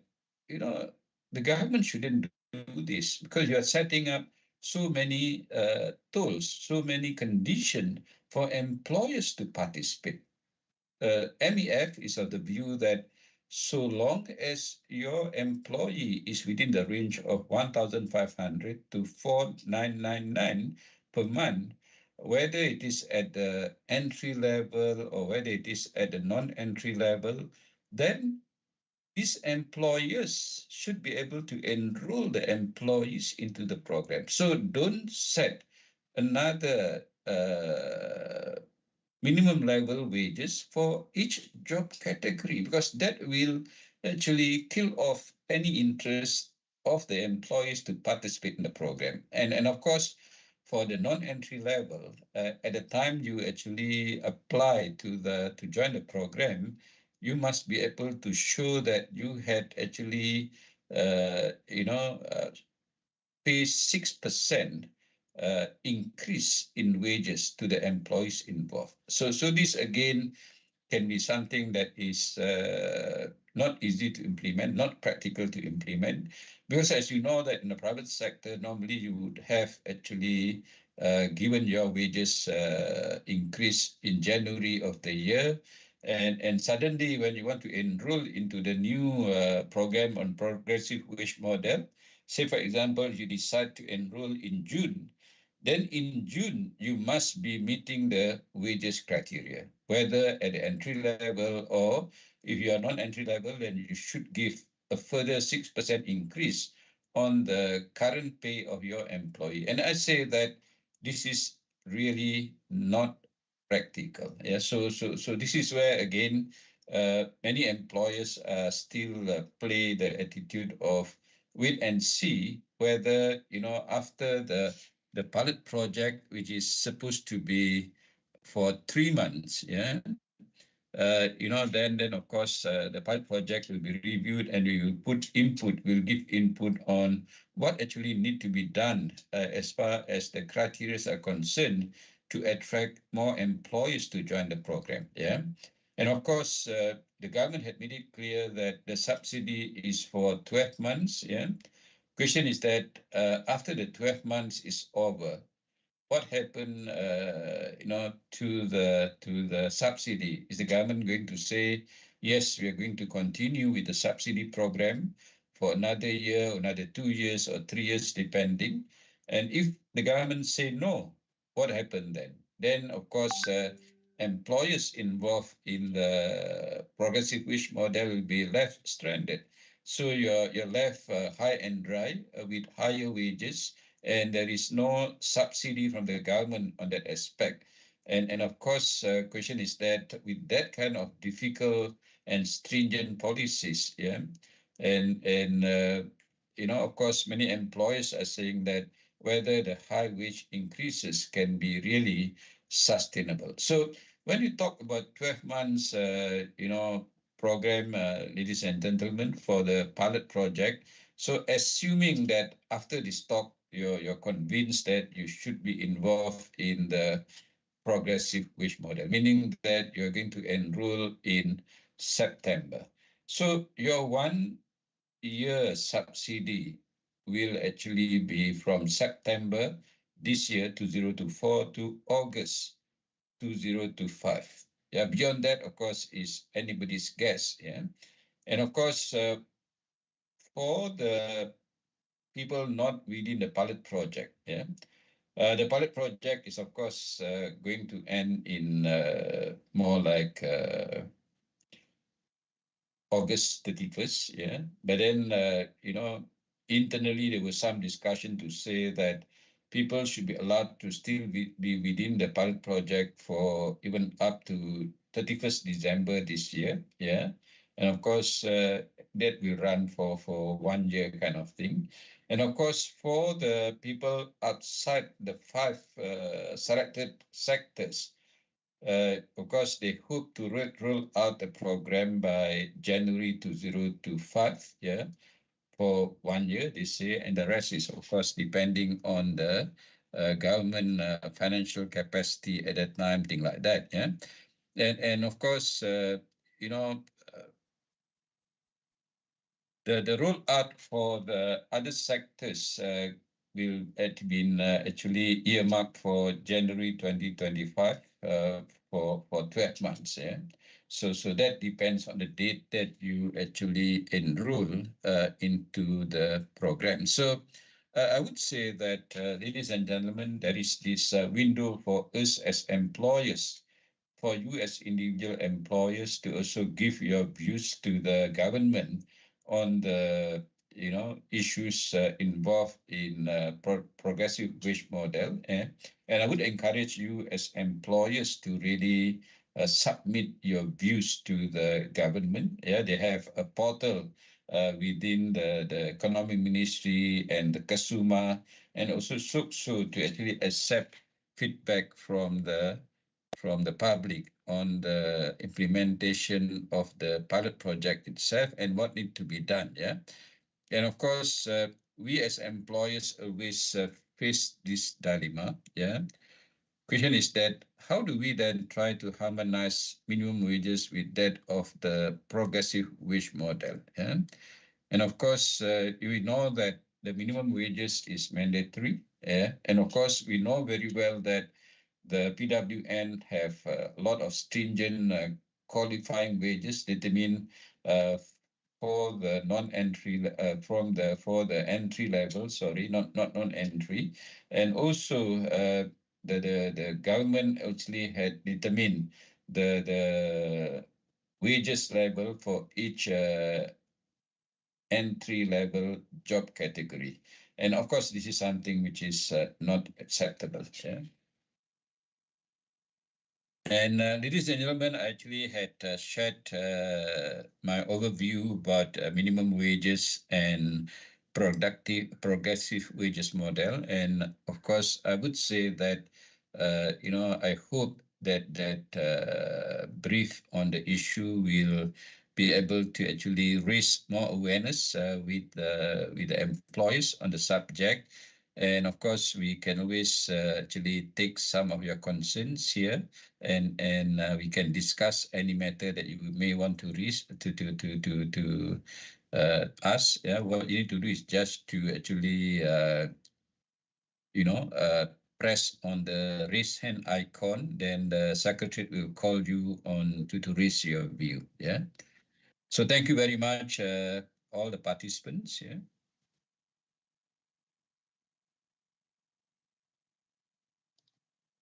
Okay, thank you so much, Dato' Edie, for the insightful sharings and also the knowledge.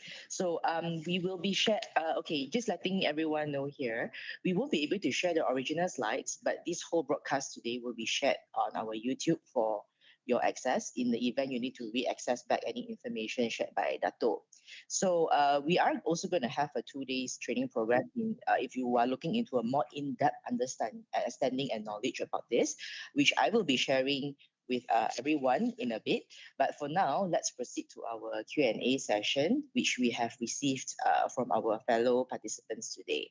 Okay, Dato', I will proceed with asking the first question.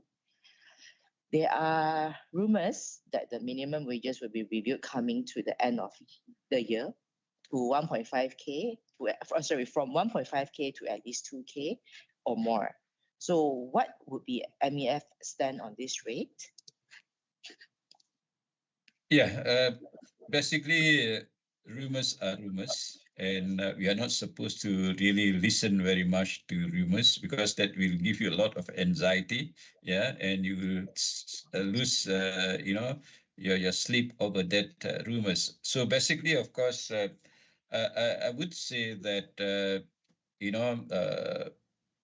really the rate of the new rate will depends very much on the government appetite. Yeah, and of course there is this possibility, I say possibility, yeah, that wages in the minimum wages will go even up to 2,000 because the government is very much trying to increase that wages. But of course, 2,000 is something that is too high. And of course, MEF expect it to be more like moderated, yeah.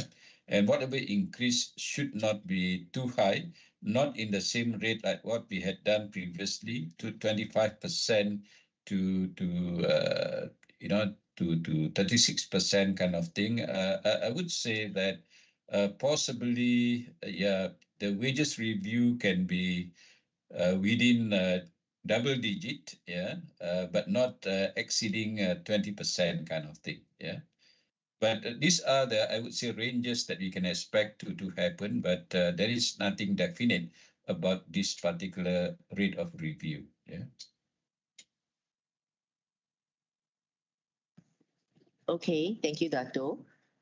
The second question that we receive here, you did mention that the minimum wage must be implemented. Wang, there is this, someone that raised their hand, KH. I'm not sure which KH, yeah.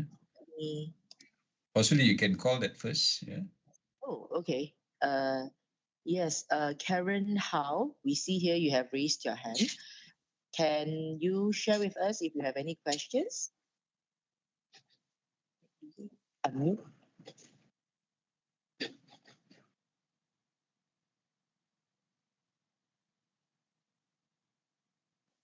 Hi, morning.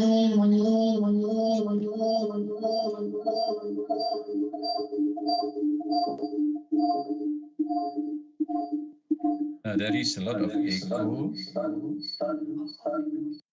I think Wang, what you can do is that you can ask Karen to give the question in writing, yeah, so you can proceed the rest of the question. Yes, Karen. We will be resending the Pigeonhole link here. You can actually drop your questions over there so that I will actually convey it to Dato over here. You can type it out on the link over here in a second. So you will send the Pigeonhole. So moving on to the next question that I received, you did mention that the minimum wages might be implemented in December 2024. And in MEF is in favor to get government to implement in 2025 January onwards. What would be the chances be? Again, thank you for that question. Again, this is basically possibly, the government may want to have the double feel-good factor for the public sector and the private sector, and I cannot discount the possibility of having the new minimum wages to be implemented in December 2024. But of course, to be more realistic, I would say that people don't really give pay review in December. Normally, the private sector is in January of the year. But of course, here I must say that as employers, yeah, we actually had gained something like an advantage over the situation, because the previous minimum wages order should actually come to an end in April 2024, and the new rate should have started in May 2024. Yeah, so we have actually now May, June, July, August, September, October, November. So if we count, effective date in December, we actually had gained more like 7 months as compared to what should be the review rate in May 2024. So we cannot be really seen to be complaining too much about this. And actually, the employees within the minimum wages, band actually have issues to complain, because they say that there is a delay in the implementation. And normally for minimum wages review, it is not going to be backdated. Yeah. Thank you, Dato. Okay, so the following questions would be, other countries either practice minimum wage or progressive wages model.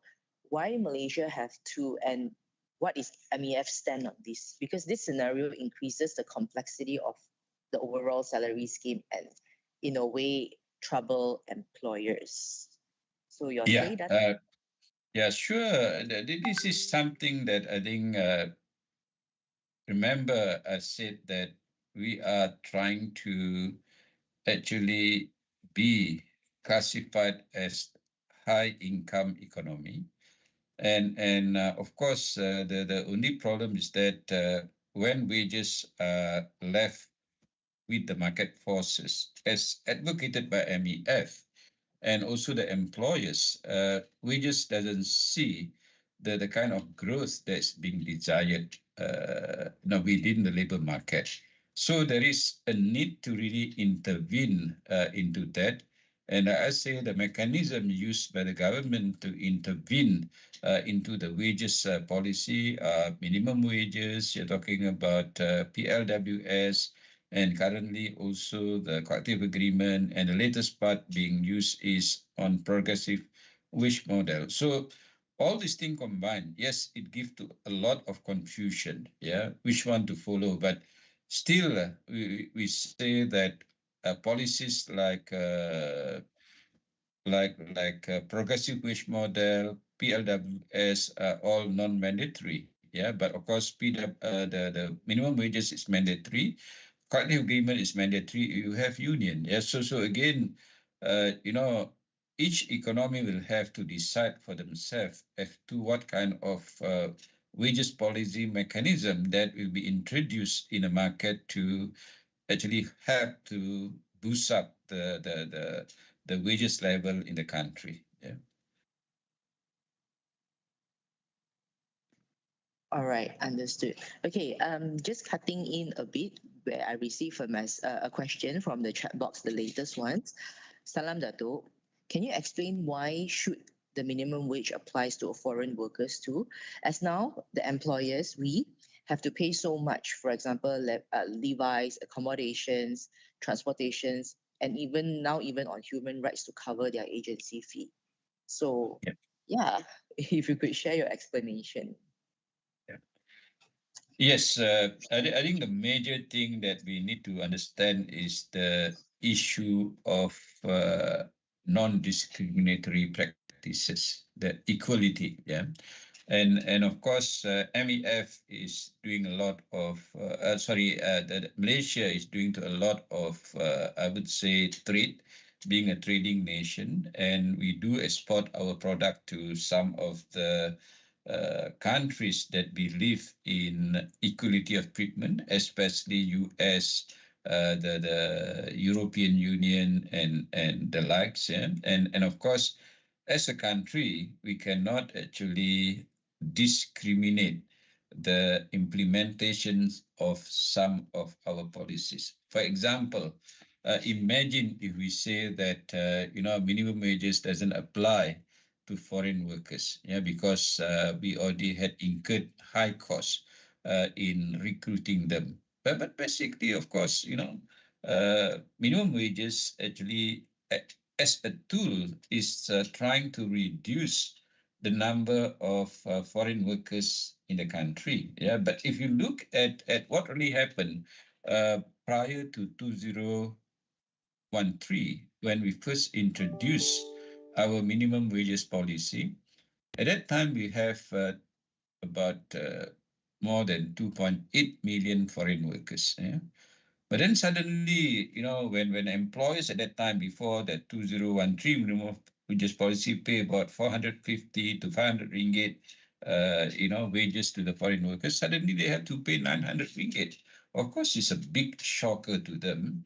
And they started to actually reduce the number of foreign workers to a much lower level. Yeah. In fact, at one stage, we only have about 1 million foreign workers. Yeah. But of course, that is leading towards more like, the COVID-19 situation.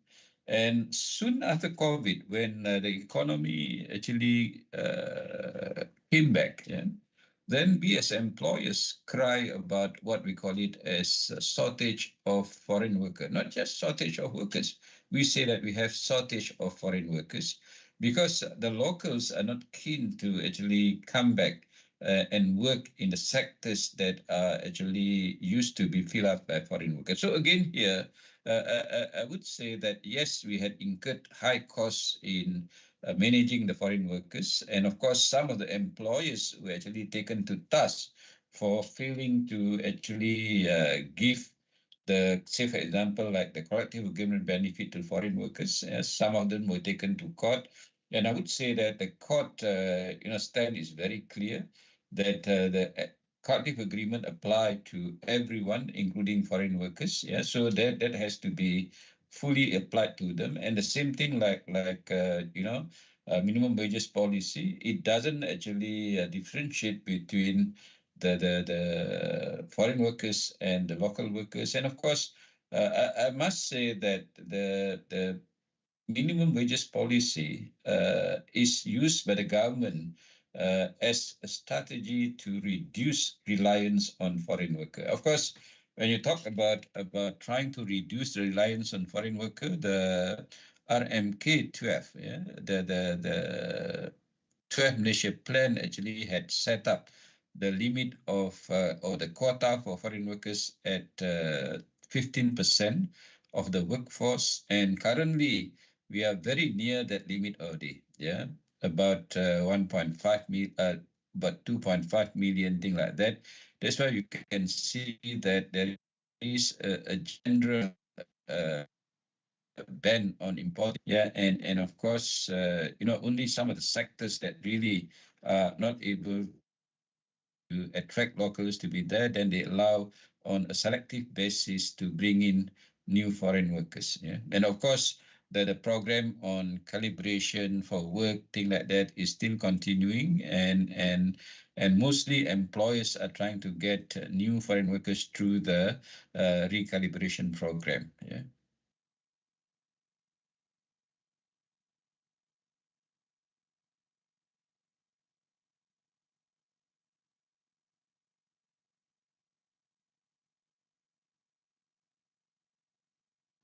Hear me? Okay. Wong, I couldn't hear you, Wong. So sorry. Hear me now? Yes, now, but not previously. Oh, okay. Sorry for that. Okay, let me repeat. Our target, moving on to the next question.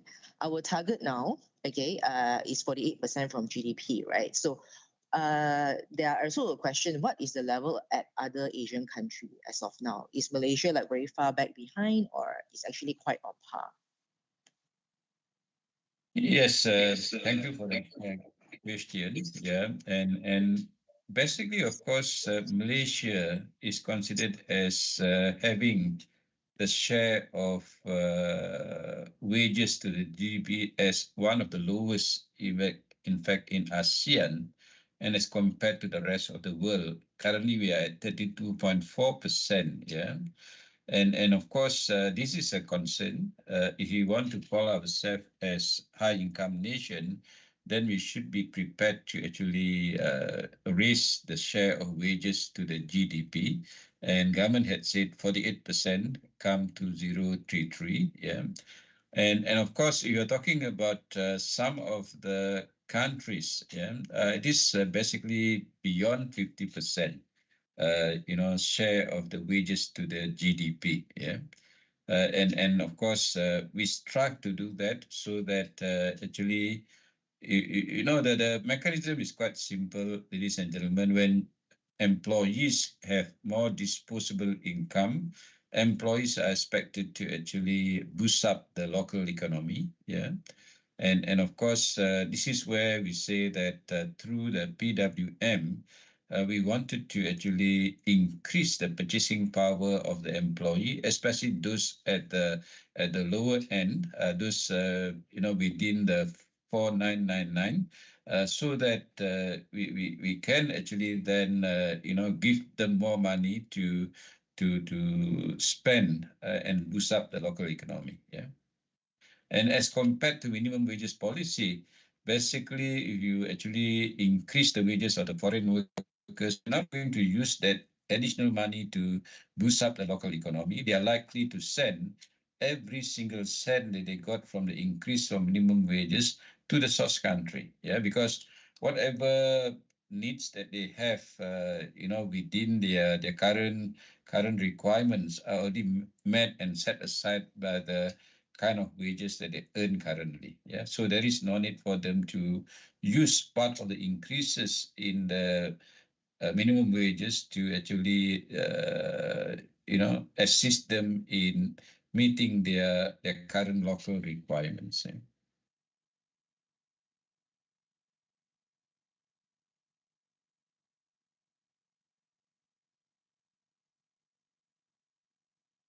Again, Wong, I have problem. I didn't hear you. I can't hear you.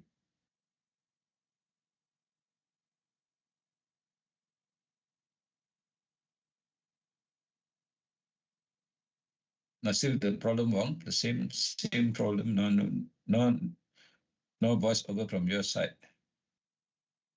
Here. Okay. Hear Yes, me now? it came back. Yeah. Yeah. Okay. Sorry about that. All right. One last question. Okay. Which we have received earlier actually. So for PWM, only requires adjustment in the starting pay and one-time adjustment for those who are under the starting pay, right? No need further adjustment in the future after that? No, of course, for the first year of implementation, yes, there is this requirement to adjust for the entry level to the kind of minimum level that they currently determine, which MEF is not comfortable. We are going to seek for a review of that policy. And yes, for the non-entry level, your minimum adjustment is 6% from the date you intend to enroll the employee concerned into the program. Yes, it is for 1 year, yeah, subsidy, but I suppose when if the government extend the subsidy period to another year, then another round of increase will happen. Yeah, you cannot say that I had increased your wages 1 year earlier, then I want to still continue within the progressive wage model, but I don't want to give further review. That is not possibly possible. Yeah, so there will be adjustment if the government actually continue with the subsidy beyond the first year. Okay, understand that. Thank you, Dato. Okay, due to the time constraint, we wouldn't be able to finish up all the questions. But for you guys that actually have a question here to ask, and preferably a face-to-face one, if you guys have the opportunity, okay, we actually gonna have a progressive wage model coming up via our MEFA, our Malaysia Employers Federation Academy, okay, which everyone, including member, can actually attend. So I'm going to share with you the screen so that you guys can actually take down the details and enroll if you guys are interested. Okay, so this is actually a program by our MEF Academy. If everyone can see my screen.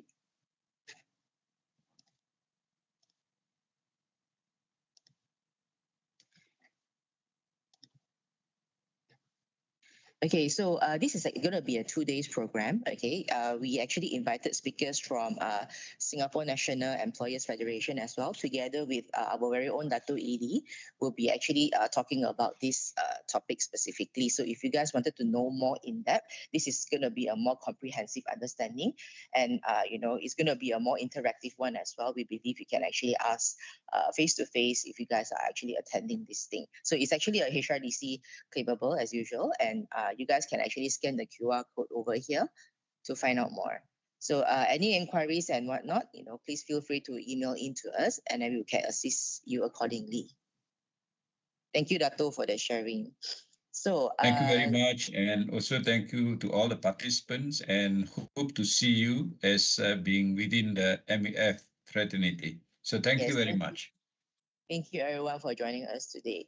So one last sharing as well, if any one of you might be interested in some publications from MEF, okay, related to salary for non-exec and executive, we do have these two ready publications to purchase, of course with a member and non-member rate as well. You guys can scan and order over here. and also email us. I will stay this screen so that everyone can take down the contact details. In the event you all wanted to reach for any membership inquiries, enrollment, you all can email over here or just call in. And of course, for training programs like the one shared earlier, you all can actually email in here and call as well. Same goes to the books. All right. So thank you everyone for your time today. It's been a very insightful sharing from Dato. Thank you everyone. And we'll see you guys on the next round of webinar. Thank you.